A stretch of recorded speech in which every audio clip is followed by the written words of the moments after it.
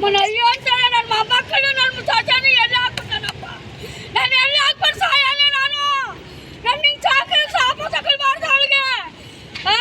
ಎಲ್ಲ ಇನ್ವಾಲ್ವ್ ಆಗವ್ರೆ. ಮಾಸ್ಟರ್ಗಳು ಮೇಡಮ್ಗಳು ಎಲ್ಲ ಇನ್ವಾಲ್ವ್ ಆಗಿ ಎತ್ತಿಸ್ಕೊಂಡಿರುತ್ತಿದ್ದು ಎಲ್ಲ 3 ಹೊತ್ತು ಅವ್ರ ಮನೇಲಿ ಕೂತ್ಕೊಂಡು ಎಣ್ಣೆ ಹೊಡ್ಕೊಂಡು ಮಟನು ಬಾಡು ತಿನ್ಕೊಂಡು ಮನೆಯೊಳಗೆ ಕೂತ್ಕೊಂಡು ಮಾಡ್ತಿದ್ರು.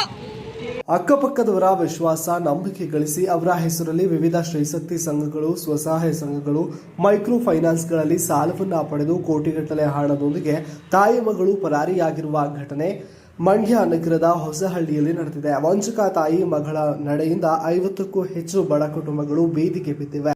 ತಾಯಿ ದಿವ್ಯಾನೋಳು ಮಗಳು ಇವರಿಬ್ರು ಎಲ್ಲರ ಸುಮಾರು ಒಂದು 10 ಜನ ಸಂಘ ಗ್ರೂಪ್ ಸೇರ್ಕೊಳ್ಳೋದು ಜನ್ಮ. ಅವ್ರು ಕೊಡೋರು ಮಾತ್ರ ತಾವು ಸೇರಿಸ್ಕೊಳ್ಳೋದು. ಅವ್ರು ಸೇರಿಸ್ಕೊಂಡು ಏನು ಮಾಡ್ತಾರೆ, ಅವ್ರಿಗೆ 5,000 ರೂಪಾಯಿ ಅವ್ರು ಕೊಟ್ಬಿಟ್ಟು ಇವ್ರು ದುಡ್ಡು ಇವ್ರು ಮುಡಿಕೊಳ್ಳೋದು. ಈ ಒಂದು ತಿಂಗಳು ಇದು ಮೇಂಟೈನ್ ಮಾಡ್ಕೊಂಡು ತಿರುಗಿ ಇನ್ನೊಂದು ತಿಂಗಳಿಗೆ 10 ಜನ ಸೇರಿಸ್ಕೊಳ್ಳೋದು, ಇನ್ನೊಂದು ಗ್ರೂಪ್ ಮಾಡೋದು.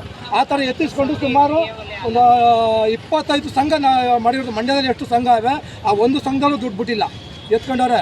SBI ಬ್ಯಾಂಕಲ್ಲಿ ಎತ್ಕೊಂಡವ್ರೆ, ಕೆನರಾ ಬ್ಯಾಂಕಲ್ಲಿ ಅದರಲ್ಲೂ ತಗೊಂಡವ್ರೆ. ಕೂಲಿ ನಾಲಿ ಮಾಡಿ ಸಣ್ಣ ಪುಟ್ಟ ವ್ಯವಹಾರ ನಡೆಸುತ್ತಿದ್ದ ಕುಟುಂಬಗಳ ಮಹಿಳೆಯರನ್ನೇ ಈ ಕಿಲಾಡಿ ಜೋಡಿ ಟಾರ್ಗೆಟ್ ಮಾಡಿ ವಂಚಿಸಿದೆ ಎನ್ನಲಾಗಿದೆ.